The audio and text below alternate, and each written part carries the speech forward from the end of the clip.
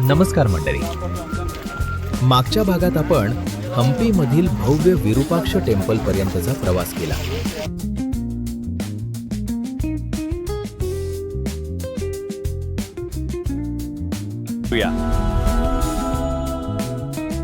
आता सेकंड ते गणेश टेम्पल आहे.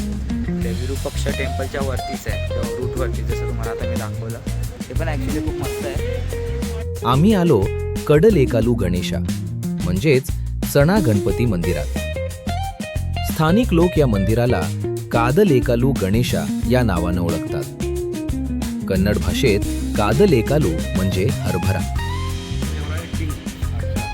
ये कार्विंग करने का कलाकार होता है ना, कलाकार, उनका नाम है आर्य कृष्णा भट्टा. आर्य कृष्णा भट्टा. और यहाँ पर जो मल्लाना होती है गणेश ना, मल्लाना किया आर्य कृष्णा भट्टा. नरसिंह भगवान बट वो नरसिंह भगवान ये मल्लाना. बट यहाँ पर इसका थोड़ा अंदर, लेकिन इतने डोंगर पे इतने पत्थर कैसे रहे? ये पत्थर जो इसका कार्विंग के लिए यूज किया हुआ. गणपती बाप्पांचं मोठं गोल पोट गणपती बाप्पा हरभऱ्यासारखं दिसत मोरया. असल्यामुळे या मंदिराला हे नाव पडले आहे. गणपती बाप्पा मोरया. शेकडो वर्षांपूर्वी घडवलेली ही विशाल मूर्ती प्रत्यक्ष पाहताना एक वेगळीच भावना मनात निर्माण होते. खूप मोठी आहे. आम्ही दर्शन घेतलं, काही सुंदर फोटो काढले आणि पुढच्या ठिकाणाकडे निघालो. आता आम्ही आलो थर्ड टेम्पलमध्ये. हे आहे नरसिंह. त्याची 12 जास्त खूप मोठी 12 फुटीच्या किती ना, मी ऐकलं तर समजेलच. लक्ष्मी नरसिंहा हा, टेम्पल. हे नरसिंह. इथली विशाल नरसिंहाची मूर्ती एकाच दगडातून घडवलेली असून हम्पीमधील सर्वात प्रसिद्ध शिल्पांपैकी एक मानली जाते. इतक्या वर्षांनंतरही या मूर्तीचं सौंदर्य आणि भव्यता पाहून आश्चर्य वाटतं.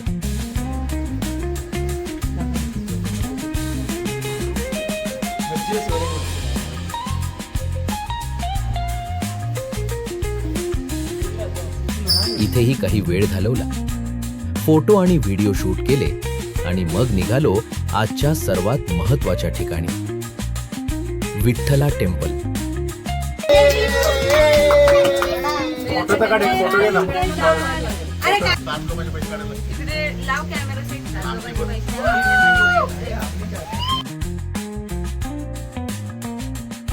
हम्पीला येणारा जवळपास प्रत्येक पर्यटक या मंदिराला नक्की भेट देतो.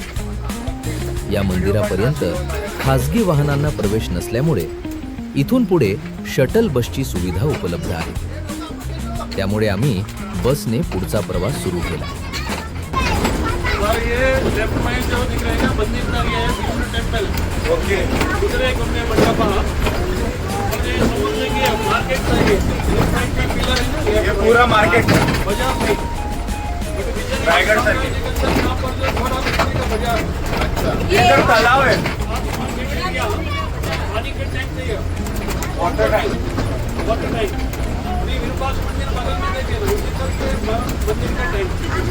और ये बाजार मार्केट एरिया. और ये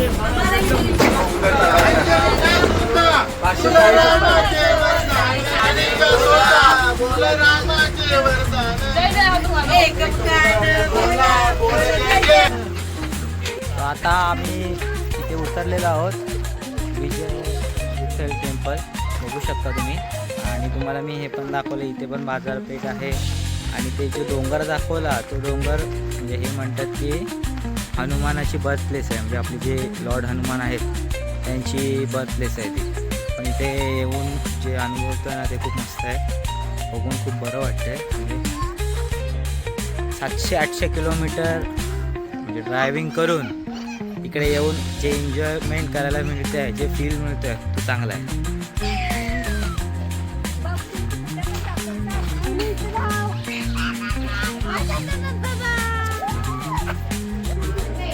त्यानंतर आम्ही चालत विठ्ठला टेम्पलच्या दिशेने निघालो. मंदिराजवळ पोहोचताच समोर दिसणारी भव्य वास्तू पाहून खरंच थक्क व्हायला होतं. बघितलं किती सुंदर होतं ते. आता आम्ही एंट्री केलेली आहे आतमध्ये. ॲक्च्युली खूप मस्त आहे. तुम्हाला मी एक गोष्ट दाखवतो जी तुम्ही रोज बघत असाल पण तुम्हाला लक्षात नसेल येत. ती बघा, ही वाली. आता तुम्हाला हे अशी नाही समजणार.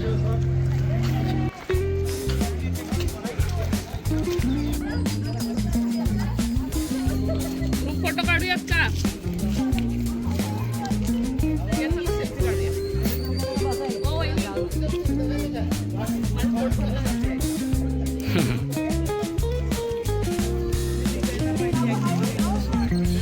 काय 50 रुपयाची नोट.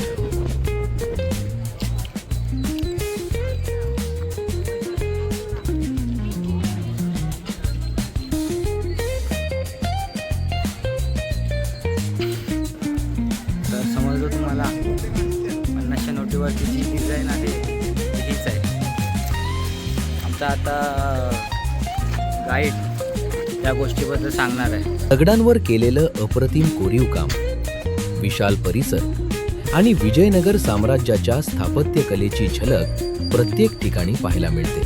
आपण जितकं बघू तितकं कमी आहे इकडे. म्हणजे खूप सुंदर आहे हे. आता या कंडिशनमध्ये इतकं छान दिसतं तर विचार करा जेव्हा ॲक्च्युली जेव्हा हे असेल तेव्हा ह्याची कंडिशन काय असेल, किती सुंदर असेल आणि किती जिवंत असेल. आता आपण टेम्पलच्या आतमध्ये जातोय. आमचं गाईड ऑलरेडी घेऊन गेलेलं आहे आमच्या माणसांना. इथलं प्रत्येक दगड काही ना काही इतिहास सांगत असल्यासारखं वाटत होतं.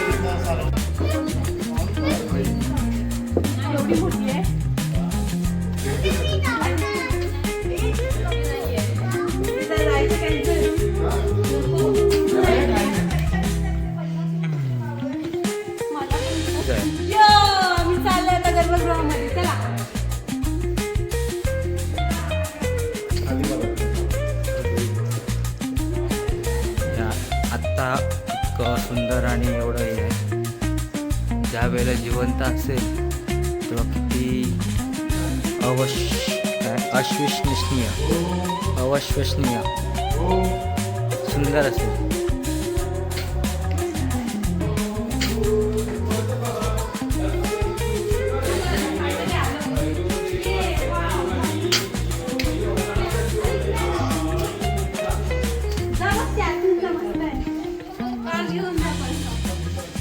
आता हे इथे मंदिर आहे.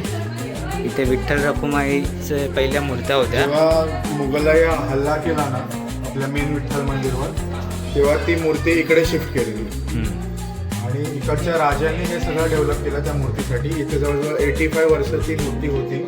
आफ्टर दॅट परत आपले संत तुकाराम आणि हे आहेत ना ती परत रिटर्न आपल्या ओरिजिनल मंदिरमध्ये घेऊन गेली. आजचा प्रवास इथेच संपवूया.